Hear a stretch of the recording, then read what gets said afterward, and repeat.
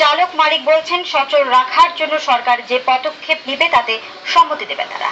বিদ্যুৎ প্রতিমন্ত্রী নসরুল হামিদ বিপু বলেছেন জনগণের চাহিদার কথা বিবেচনা করে ইজি বাইক বন্ধ না করে সৌর বিদ্যুতের আওতায় আনার কথা ভাবছে সরকার। ফাহিম নামের বিশেষ রিপোর্ট, ক্যামেরা ছিলেন তাপস চন্দ্র দাস।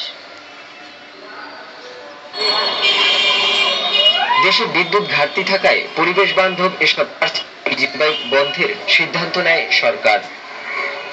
তবে বন্ধ নয়, বিকল্প ব্যবস্থার দাবি চালক ও মালিকদের। পুলিশ ধরপাক করে, কিন্তু কেন? এটা তো আমাদের অবৈধ জিনিস না। গাড়িগুলো যখন তারা আনছে, ইম্পোর্ট করছে, তারাও জানতো যে বিদ্যুৎ খাবে।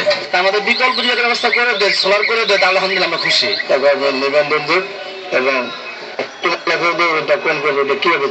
সোলার সিস্টেম চালু করার পরে এই ভাই 12-13 জন প্যাসেঞ্জার নিয়ে যদি চালাতে পারে তাহলে ওয়েলকাম। এই 10 লক্ষ গাড়ি থেকে গভর্নমেন্ট মিনিমাম হলে প্রায় 20,000 কোটি টাকা আর্নিং করতে পারে এবং এটা থেকে কিন্তু সরকার বঞ্চিত হচ্ছে।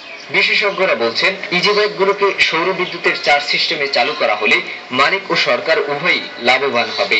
এখন ব্যাটারি চালিত যে ইজি বাইকগুলি আছে বা আমরা বলি 3 হুইলার, এটাকে আমরা সোলার সিস্টেমে চার্জ করতে পারি। তাহলে করতে হবে কি, বিভিন্ন জায়গায় যেখানে যে আমাদের পেট্রোল পাম্পের মতো এরকম জায়গায় আমরা ছোট ছোট সোলার চার্জিং স্টেশন বানাতে পারি বা তার মাঝামাঝি জায়গায় বানাতে। এই গাড়িগুলো যেহেতু সারাদিন চলে, ওর ছাদটা খালি থাকে, তার উপরেও আমরা যদি একটা হালকা ধরনের সোলার প্যানেল দিয়ে দিই, যেটুকু জায়গা হয়, অথবা তার অ্যাটলিস্ট 5 to 7% বসে থাকে গাড়িটা, ওই সময় তার চার্জ হতে থাকে। দেশের জন্য এটা ভালো এবং মানুষের শব্দ নাই, মানুষ সার্ভিস পাচ্ছে, তাহলে আমরা এটাকে বন্ধ করবো কেন? আমরা এটাকে যেন ভালোভাবে চলে, আরো এটার থেকে মানুষ সুফল পায়, আমরা সেটাই চেষ্টা করি। প্যানেল দিয়ে বিদ্যুৎ উৎপাদন অনেক জায়গায় হচ্ছে এবং কিছু কিছু একাডেমি, যেমন বগুড়া একাডেমি, তারা যথেষ্ট সফলভাবে অর্গানাইজ করছে। খুবই সম্ভব। বিদ্যুৎ প্রতিমন্ত্রী নসরুল হামিদ জানালেন সৌর বিদ্যুতে চালিত সোলার বাইকের কথা ভাবছে সরকার।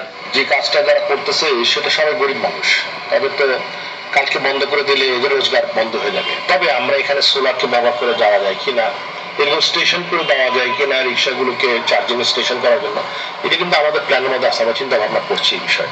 সোলার সিস্টেমের পরিবহন চালু থাকলে কমবে দূষণ, কর্মস্থল হবে অনেকের। ফাহিম মোনায়েম, মাই টিভি, ঢাকা।